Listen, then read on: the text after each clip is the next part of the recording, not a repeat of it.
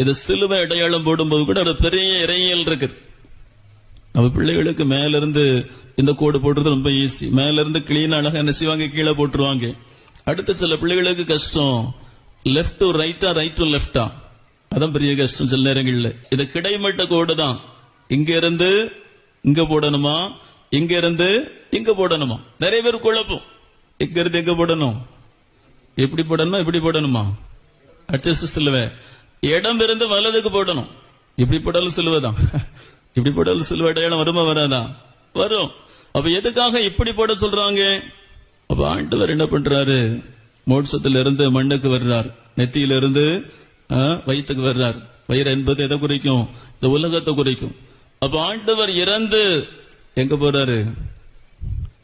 இறந்த பிறகு ஆண்டவர் எங்க போனாரு?